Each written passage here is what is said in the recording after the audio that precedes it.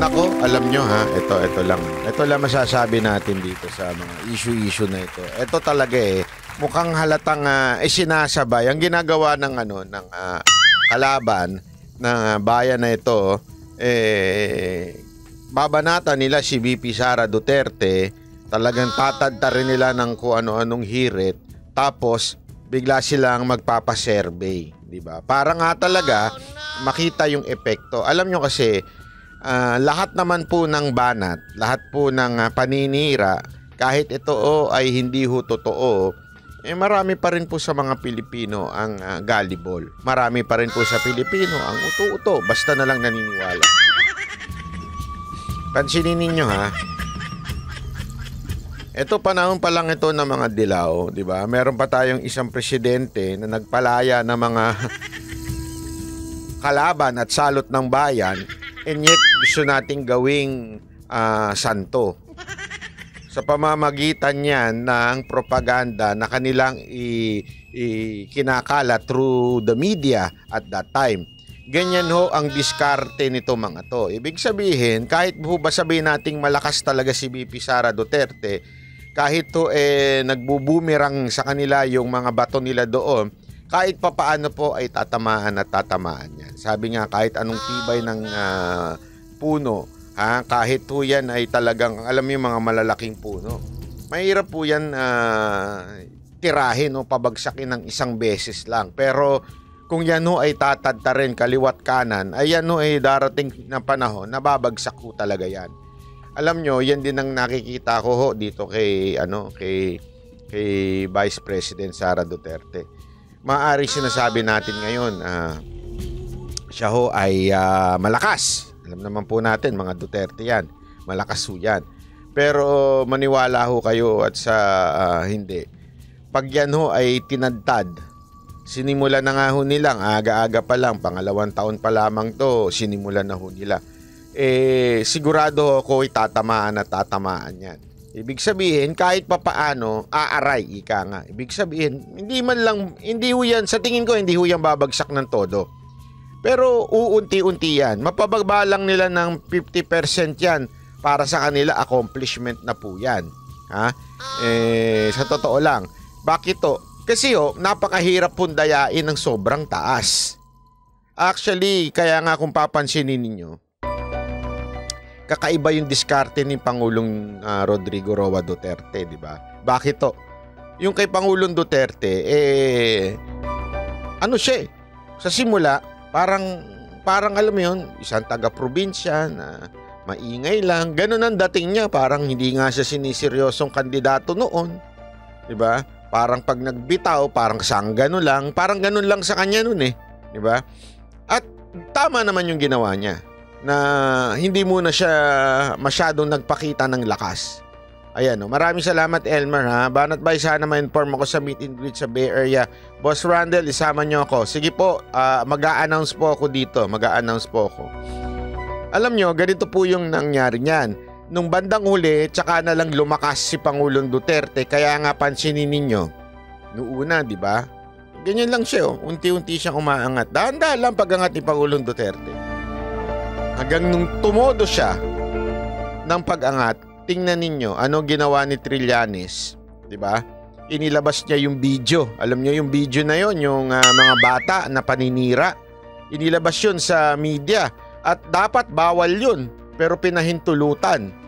Diba? Para nga ho, kahit pa paano, mapabagsak ng konti. At kung matatandaan ninyo, diba, yung issue pa ng BPI, para pabagsakin ng konti at medyo, sabi nga ni Pangulong Duterte, siya daw ay dinaya pa ng 6 million. So sa madaling salita, dapat 12 million ang lamang niya sa kalaban. Pero dahil sa nadaya ng 6 million, 6 million na lang ang more or less ang naging lamang niya sa kalaban. Di ba po? Kaya nga ako, naniniwala ako, ito yung papakita ko lang yung survey. Ito yung survey. 58 si Subiri, 65% si Pangulong Marcos, si Vice President Sara Duterte, 70%. Si Romualdez, 61%. Kung mapapansin nyo dito, napaka-importante niyan dito Bakit to kanyo? Isipin nyo to kahit malayo pa ang 70% sa 61%. Okay? Kahit pa paano. Pero pansinin ninyo, ang taas ng tinaas di umano. Ewan ko, maniniwala ba kayo dyan? Maniniwala ba kayo na talagang tumaas si Speaker Romualdez ng 6%? Hindi ko lang alam kung paano nila minagic yan. Pero sigurado ako, magikero ito si Romualdez eh. Malay mo, yung extraordinary pa, gumana dyan. Hindi natin alam. Hindi ko alam ha. Pero duda ako dyan eh. Kapangit ng imahe nito ni Romualdez, biglang tumaas siya ng 6%. Niwala kayo dyan. Tapos ang laki ng ibinaba ni Sara Duterte na 12% ha. Talaga nga naman. Pero gayon pa man, hindi nila nakikita. Hindi nila nakikita na etong si Vice President Sara Duterte pa rin ang pinakamataas among all the officials in our land. Ang ini-emphasize lang nila dito ay yung 12% na pagbaba. Pero hindi nila dinidiin dito na si Vice President Sara Duterte pa rin ang pinakamataas. Maniniwala ba kayo? Eto ha. Kasi alam nyo kung sinong pasimuno nito mga animal na to.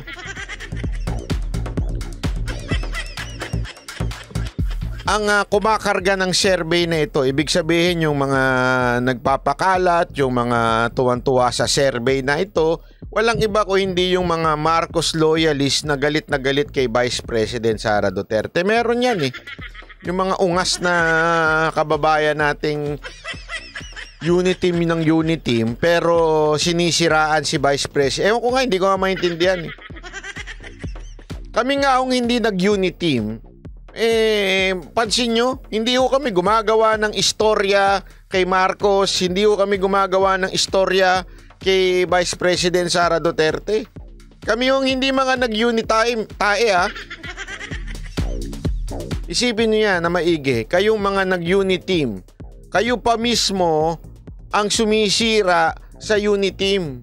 Isipin nyo mabuti yan ha. Isipin niyo yan ha, sila pa mismo ang unang bumanat kay VP Sara Duterte. Kami ngang hindi mga unit team eh. Pag may issue, doon lang kami bumabanat. Oh. Hindi eto ha, with all the opposition, sabihin na natin, sa dito na lang. Kasi yung iba dyan, mga vlogger na bumabanat na ngayon kay Marcos, dati naman unit team yan. Okay, so we consider them na dating nag-unit team na nagsisi.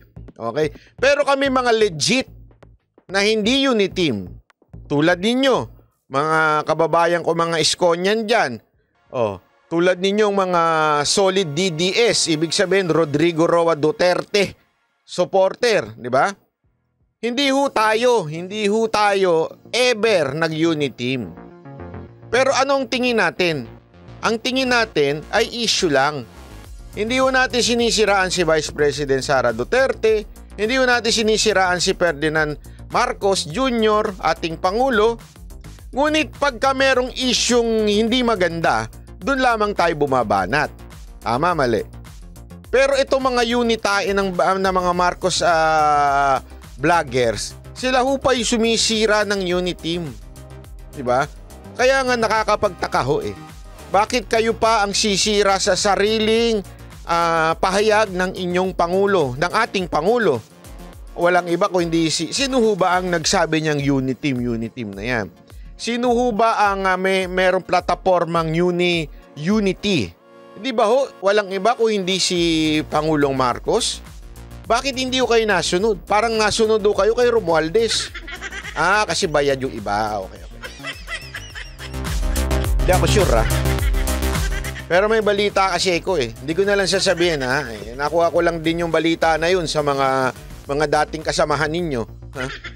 Meron daw talagang sariling influencer or army etong si Romualdez. Di umano according to meron daw talaga itong mga alagang vloggers.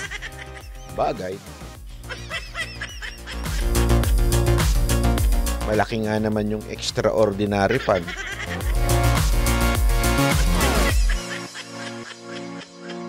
Diba? Malaki nga naman. So, yun ang sinabi. Yun ang sinabi ng mga ilang kasamahan nila dati na meron talaga. May paksyon.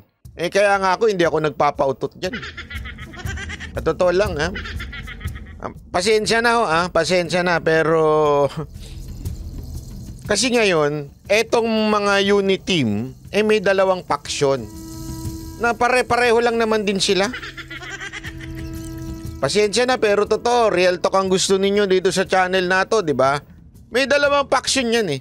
Paksyon ni Amy Marcos at paksyon ni Romualdez. Diyan daw sa mga vloggers o influencer. Sabi ko, pareho pala kayong loko-loko din eh. Ganun pa rin yan eh. Ang ending pa rin yan, Marcos pa rin eh. Di ba? Naglolokohan lang kayo. Kayo naglolokohan din. Bata nyo rin pala ilalagay. Kaya nga hindi ako naniniwala na nag-ooposisyon si Amy Marcos.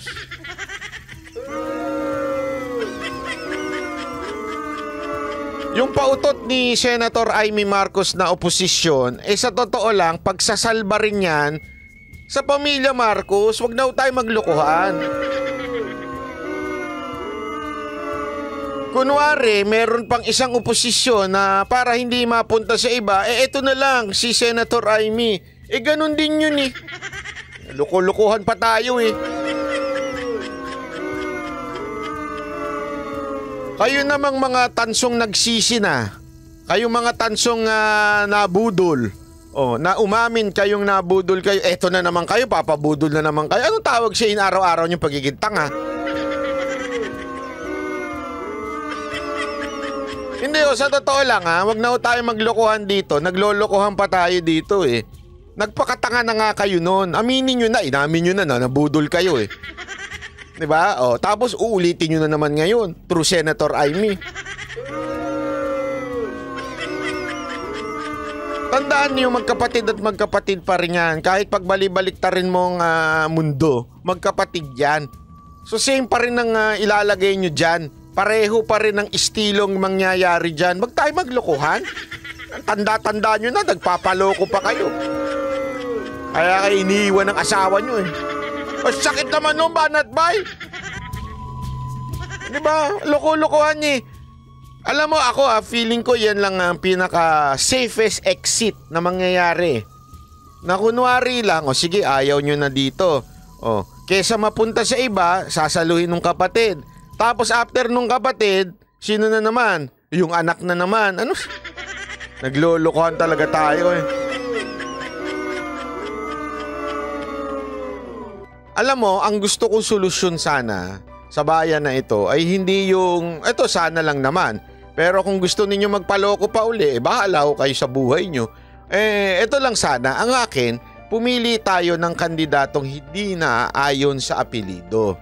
Pumili tayo ng kandidato o in the future yung talagang mamumuno sa atin dahil magaling, matalino, may puso, mabilis kumilos, at talaga nga namang pagdating sa pagsiservisyo sa bayan, yun ang inuuna.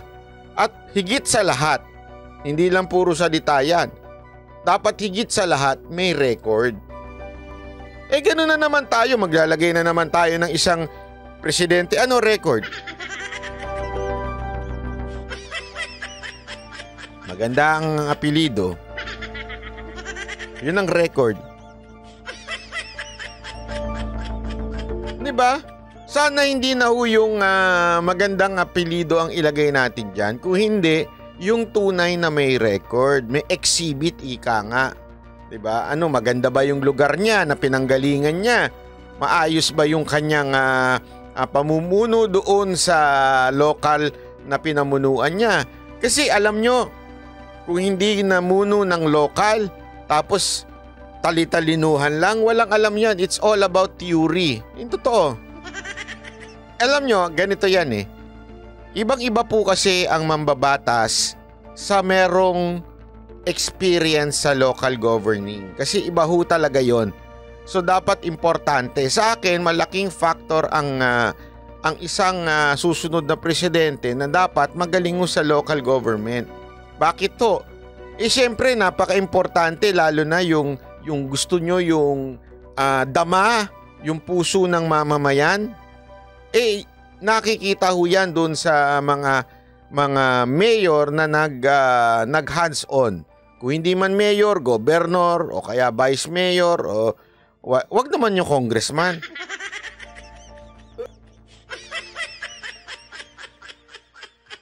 Anong experience ng congressman? Tumanggap ng extraordinary fund.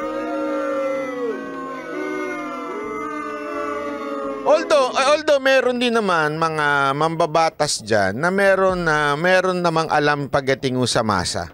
Meron din naman hong ganyan, okay? Meron mga extraordinary na mambabatas na ganyan na merong alam pagdating sa masa.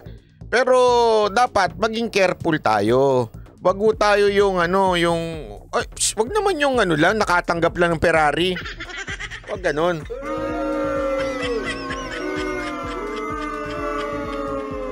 Ay nako, sabi ko sa inyo, kayo naman papaloko na naman tayo 6 na taon na nga ho ito Ang bihira O sige, panoorin natin ito